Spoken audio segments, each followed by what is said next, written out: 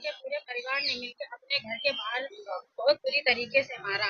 पनकी क्षेत्र में दबंगई का मामला सामने आया है। कटरा पनकी निवासी काजल परवीन के अनुसार बीते 13 सितंबर की रात 9:46 पर उनका पति दुकान से घर लौट रहा था। घर पहुंचने से पहले ही मोहल्ले के दबंग नफीस ने उन्हें गाली गलौज कर मारना शुरू कर दिया।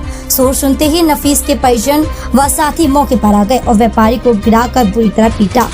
इसी दौरान किसी ने उनके गले से पहनी हुई सोने की चैन भी तोड़ ली। पीड़िता का आरोप है कि मारपीट में नफीस, पत्नी फरजाना समेत कई अज्ञात लोग शामिल थे। इस दौरान 5 से 6 अज्ञात लोगों को भी बुलाकर हमला कराया गया। पूरी घटना नफीस के घर में लगे सीसीटीवी कैमरे में कैद है। साथ ही मोहल्ले के लोगों ने भी मारपीट भी की।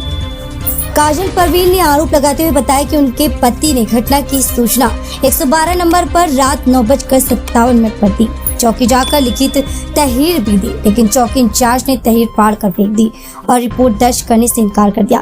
पीड़िता का कहना है कि आरोपी लोग लाइसेंसी असलहों के दम पर इलाके में दहशत फैलाते और आए दिन जान से मारने की धमकी देते हैं। साथ ही पीड़ित ने आरोप लगाते हुए बताया कि पुलिस के साथ नफीस का ड्राइवर, पीड़ित साहिबे आलम का ट्रैक्टर भी पुलिस थाने ले गया। साथ ही नफीस की पत्नी अपराधी भतीजे की है चाची, जिसके कई मामले शहर के थाने में मामले दर्ज है।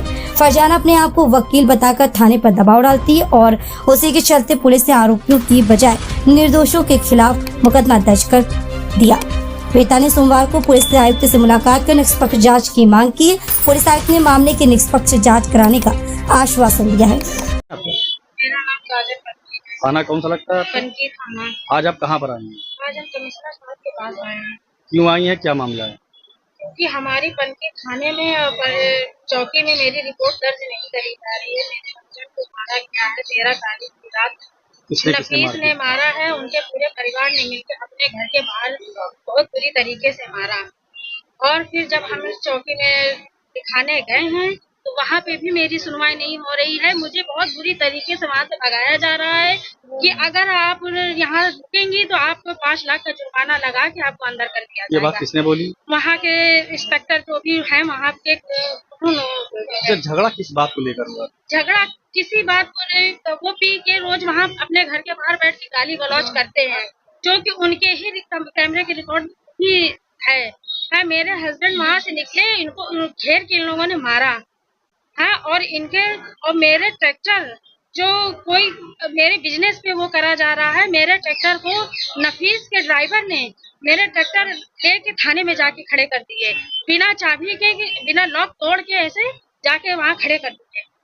आपने पुलिस को सूचना दी थी? इस पर पुलिस ने कोई किसी प्रकार की कार्रवाई की है? किसी प्रकार की कोई नहीं हो रही है। मेरी सुनवाई किसी तरीके से नहीं की जा रही है और मुझे वहाँ से बहुत बुरी तरीके से भगाया जा रहा है, डराया धमकाया जा रहा है। हम अपनी बेटी के साथ अपने घर में रहते हैं। किस प्रकार की धमकियां दी जा रही हैं? जान से मारने की धमकियां दी जा रही हैं। इन लोगों के यहाँ पिस्टल है, 3 पिस्टल है। और इनका भतीजा अभी जो बैंक रॉबरी में जो वहाँ से भी 3 साल हुए जेल काट के आया है। बोलिए। मेरे भांजे जो नाबालिग हैं उनको भी पुलिस उठा के ले गई। इनके जो पूरे घर के जो है सारे गैंगस्टर हैं। अभी बैंक रॉबरी में इनका भतीजा 3 साल जेल काट के आया है और उसको बुला के जान से मारने की पिस्टल दिखा के जान से मारने की धमकी देते हैं। और वही इन लोगों के घर में 3-4 पिस्टल हैं और हम लोगों को जान से मारने की बराबर धमकी दी जा रही है। मेरी रिपोर्ट नहीं लिखी जा रही है, गाली गलौज करी जा रही है मेरे साथ। हम अपने बच्चे के साथ अकेले घर में रहते हैं। मेरा घर से निकलना दुश्वार हो गया है। जैसे ही कदम घर से बाहर निकालो गाली गलौज शुरू कर दी जाती है मेरे साथ।